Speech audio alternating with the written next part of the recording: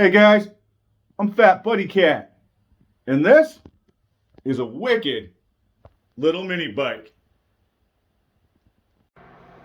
Today, we're going to be installing this brand new high performance GX200 valve cover and a complete oil catch can system from Grey Goat Garage and my friends at OMBWarehouse.com.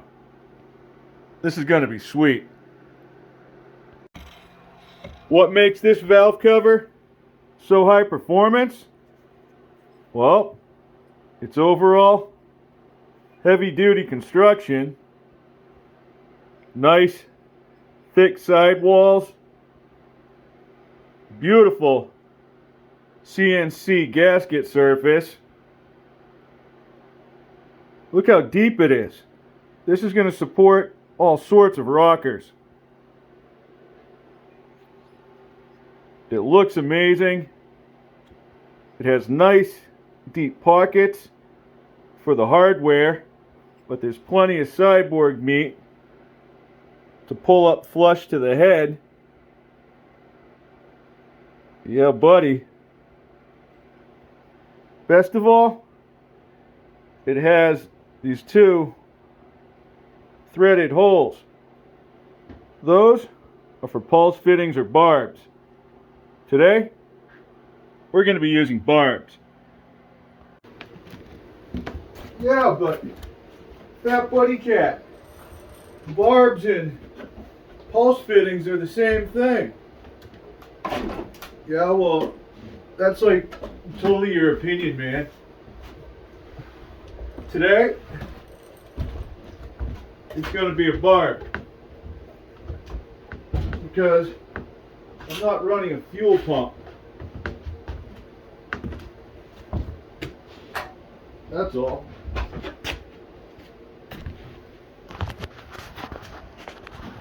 Should be a lot easier to work with up on the bench. Can't do that with every mini bike. Let me get this in order. I think the only other thing I need is something to protect the frame when we install this little catch can. I don't want to put these metal clamps right against the paint.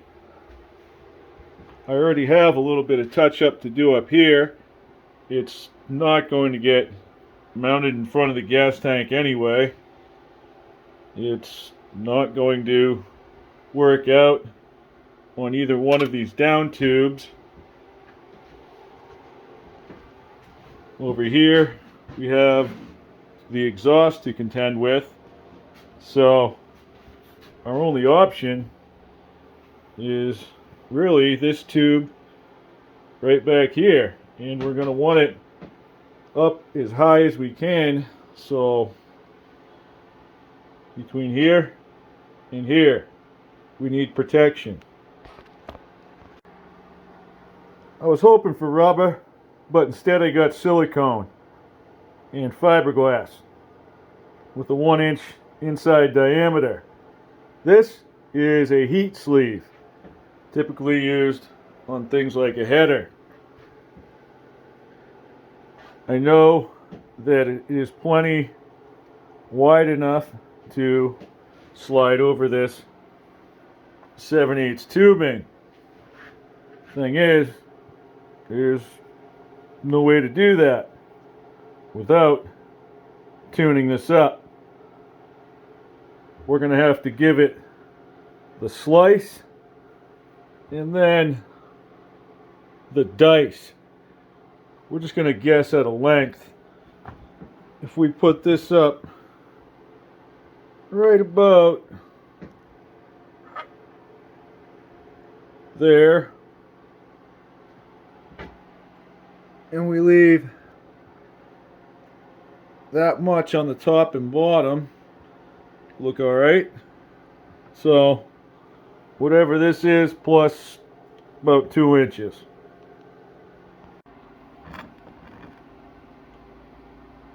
Right about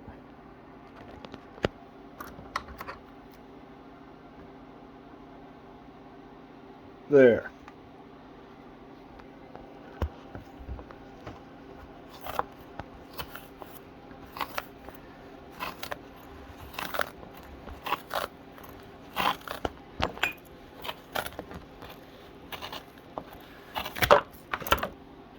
Ta-da! I'm going to clean that up just a little bit. This end's not so bad. We took a gamble, and I think it paid off. Now we have to slice this thing. Give it the old butterfly. That way we can wrap it around the tubing. Yep. That'll work. I'm going to stick this to the side for now until we need it. It does have little fiberglass fibers that can get all over the place, and we don't need that, so I'll just put it under the torque wrench and wear gloves when we install it. Next, I'm going to remove the PCV system that I currently have on here, including the block vent line. There is absolutely nothing wrong with the vent system that I'm taking off of this. It is very grassroots and very effective. Also very dependable. It has an inline PCV valve. The filter went on the end. And if you look down inside, besides where my dirty fingers touched, you can see that it was spotless. There's just some oil misting there, which is what this is all about anyway. Containing and controlling that mist through the ventilation of the engine. You need to have a vent. So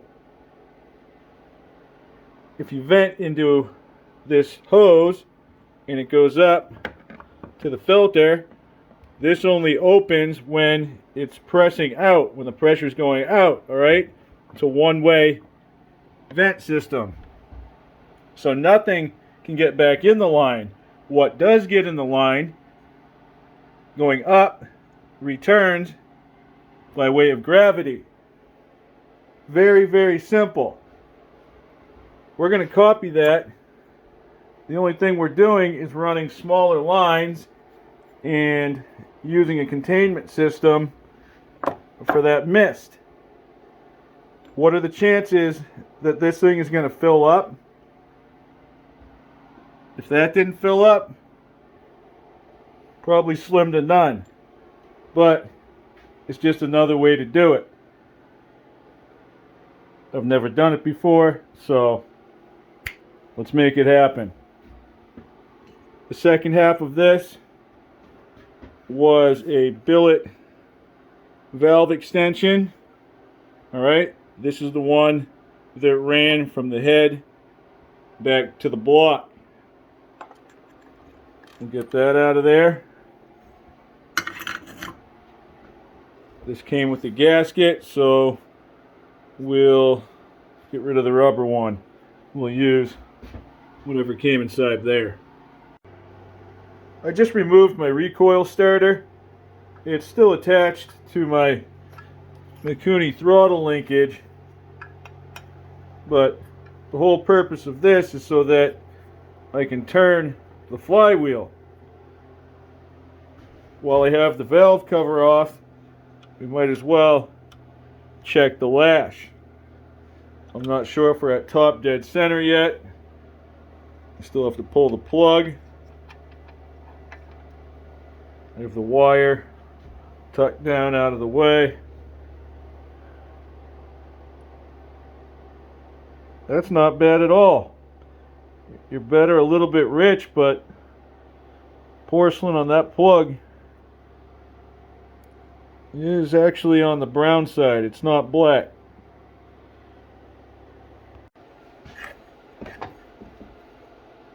Exhaust goes down, intake goes down, exhaust clicks.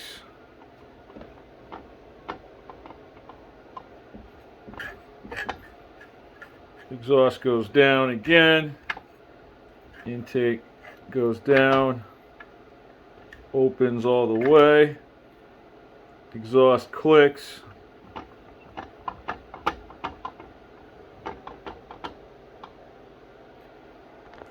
We're at TDC.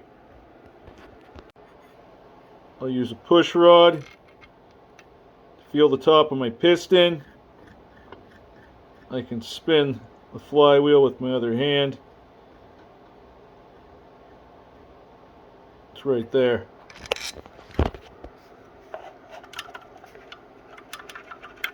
Grab my feeler gauge. Apparently I ran these real loose. I'm barely touching this thing at 0.003. I must have gone 0.35. I'm just going to go 0.03 this time. Grab my wrenches and do my thing. I'm able to get in there with a short 14 and a little 10. All sorts of room to work. I'm tight on the exhaust. We're hugging it. And over on the intake, we just barely touch. That's a kiss. Now we can go about installing the actual valve cover. Pull out that gasket. Put the spark plug back too. Looks like we got ourselves a fresh corker. Put that down on the workbench, followed by the valve cover itself, and then the 4 bolts that came with it. After that, I'll pick this thing up and feed the bolts through the gasket so that they're coming through those holes, and it will be easier to line up the bolts with these holes when you don't have to worry about trying to hold the gasket square because it's already there, just on the bottom side of the valve cover, that is. My bolts are poking through. Now I just have to line it up, and I'll grab my wrench and start tightening a little bit on each one. I actually have some of these black bolts. They're very similar. They're just slightly longer and a little more heavy duty. I thought they would go all the way through the casting and poke out and look funny, but they don't. So I'm going to be using these instead. I'm just using a small Allen's wrench with a good offset on it. That way I can really get down in these holes. I'm not over tightening it. I'm getting plenty of threads. It's not going anywhere. I probably could have put these on first. However, I'm not sure if I'm going to use them or if I'm going to need ones that have a bend like that. I'm going to reattach my starter and put my spark plug boot back on the spark plug. That way we know where all the wires and cables are going to be. After that, we'll start running that one over to the valve cover. This is already looking a lot better. Makes this thing look like it's got some kind of nasty racing head on it. It is milled 70 thousandths with some big old ports on there, but that's cool. I have two choices, red or yellow. They're both the 1/4 inch inside diameter Tygon. Same material. We're just going to stick with the yellow theme. I'm really digging that. It offsets with the red really nice. We're going to start with a clamp on one end of this hose, and then I'll slide it over this barb. The most direct way is definitely going to be using one of these for this hose at least. I'm not sure if I want to put it on this side or on this side. I kind of have to put the catch can on there and run that line at the same time, because we might come through, out, behind, and over this here, right over the handle, and then down into the catch can. That way we're running uphill.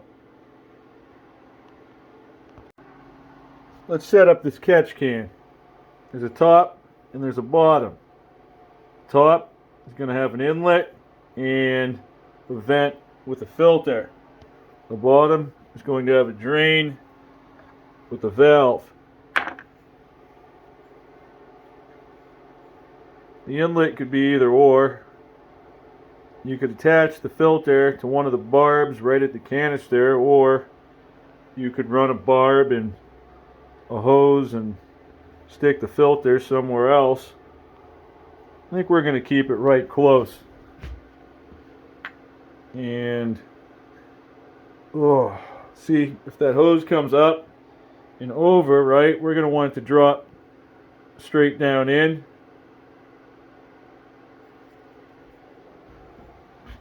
I might have to burn up one of these angle jobs to get the filter on. No matter what, this barb does not fit directly inside this filter. I'm not sure what size this one is, but I do know I can use a piece of what I believe is heavy duty fuel line for a spacer. I cut off a piece that's a little bit longer than this barb, and I could stick it inside, sleeve it on top, and then clamp it. That way it squeezes around this hose and the barb at the same time. By leaving it longer, you're giving it a little more than what they give you here. These are tapered MPT threads, so they get tighter as you go in. You don't have to send these things all the way home and strip things out. This one is extremely tight.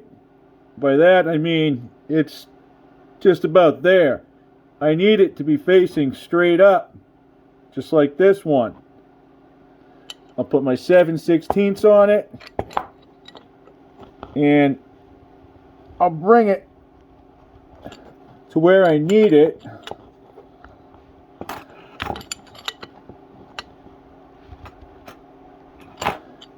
And nothing more.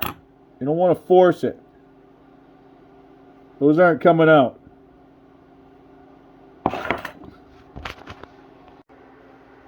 Now we have a nice direct inlet and a place to put our filter for the vent. On the bottom, we're going to put a drain. You can either hook this valve right up to it on the bottom, and run a line off of it to drain, or you can put a barb here and then run a hose and then have a drain that is somewhat remote so you can move it around when it comes time to service things. That sounds unique. Here's something else to consider before I do this and you can't see it. Those threads on this valve are not tapered. The threads on this little barb, those are tapered. And there's not a whole lot of them in comparison to these ones. So they might go in the same depth, but we don't need all of this hanging out the bottom. Hopefully when this goes in, it's tapered, right? Unlike this one. It will bottom out before the threads go way up on the other side of that drain hole. Those ones you tighten all the way in and it's going to go above the bottom of the canister, so you're always going to have residual. There might be maybe one thread now above the bottom of that can. This is the way to go.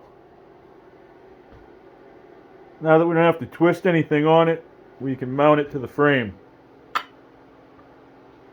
We'll just sleeve it up, put these two clamps over it, and start bringing it home.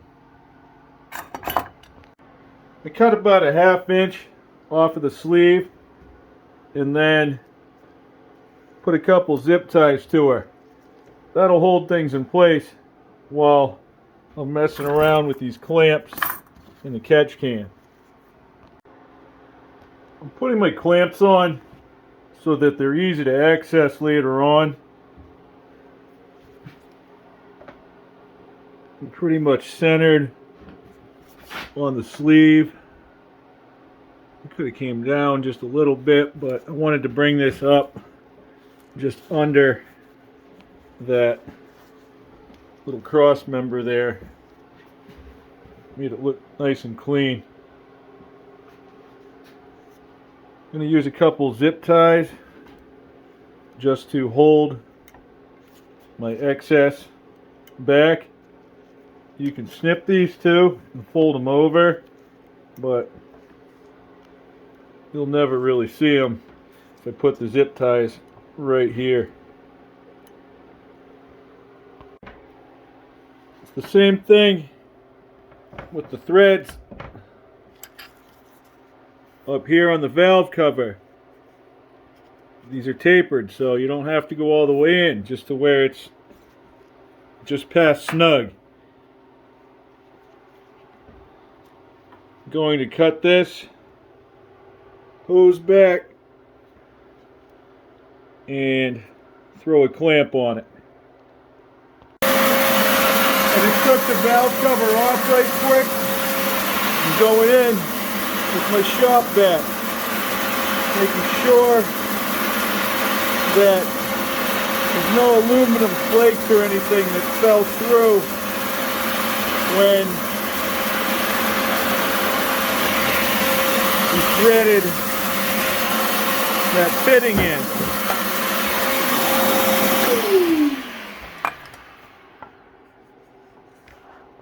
See there, if you look up close, we don't want any of that going back down inside of our engine. I'm going to thread this one in with the valve cover off, make sure everything's cleaned up, and then reinstall it. I have to grab a couple clamps, but I'm ready to run this line from the outlet on the valve cover up under the seat, over the handle, and down into the inlet on the catch can. To keep things running uphill, I'm going to cut my hose long and then zip tie it to the frame at a couple points, and that'll force a nice loop. That'll do. I use 2 zip ties on each side just in case. That way there's a backup. We have a nice loop. It's not in the way of the handle. It's going to go downhill into the catch can at some point, no matter what. Nice and clean, no obstructions. Uphill coming out right out of the valve cover. So now we'll add the filter. The easiest way to look at this spacer that's for the filter is that it's simply a reducer. This hose fits tight on the barb. The filter does not. The filter fits tight on this hose. So it becomes an extension of the barb. We can go up to halfway inside of this filter. We just don't want to bottom out against this face where we'll cut off the air supply. I'm going to cut it right about there. Now I'll take my cutoff piece, I'll stick it on the barb.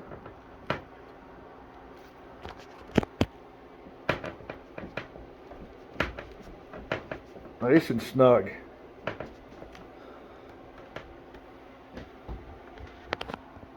I'll put a clamp on the filter.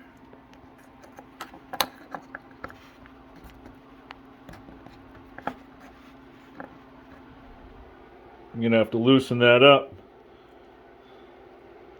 And then I'll stick the filter over this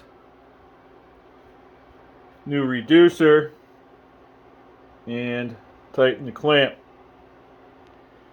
I'll spin that around too. That's super tight. I probably could have used a piece of this hose instead and then just gone with the clamp, but I was able to force it on, and that's what you call temporarily permanent. One more part, and that is our remote drain. This one's a little bit long, but it works for my installation. I'll show you once it's looped up and zip tied in place. When it comes time to empty your canister, then you cut that one zip tie, you pull this back from wherever you have it mounted, bring it to your container, and you just open the valve. Anything that's in there will drain out. This also works as something of a meter where you can check the level of the oil that is in this canister. It's just going to flow out of the bottom until gravity stops it, and then it'll backflow into the container. Once it starts flowing into the line far enough, you'll know that your canister is full and it's time to empty it. Wham, bam, blah, jam. I told you this would be sweet. This new valve cover alone is a game changer. All this yellow popping off. Woo-wee. It looks crazy, but in a good way. This loop might look a little long and excessive, but honestly, if you consider the overall size of this mini bike, if you were running something with 19-inch tires and a taller frame, you'd have all of that anyway. It's kind of fun to look at. It opens up the imagination, and then you get to looking at it and you realize it's fully functional.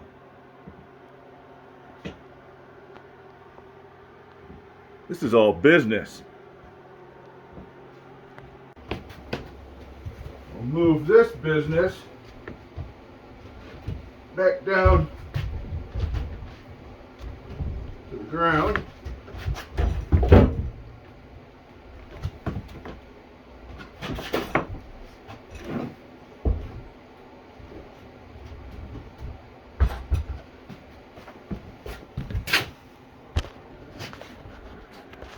And besides that valve adjustment, there shouldn't be anything that will prevent this mini bike from starting.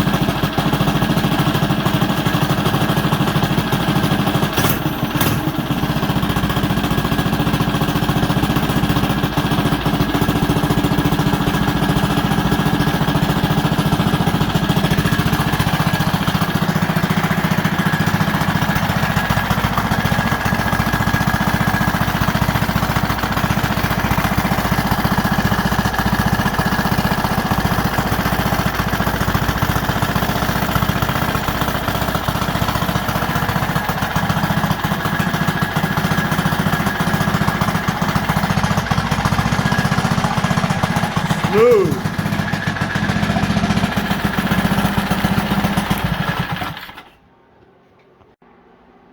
Another modification down, and plenty more to go.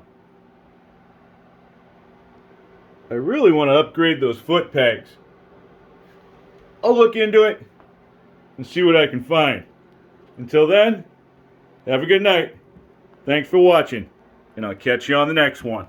I want you to stay, I want you to stay.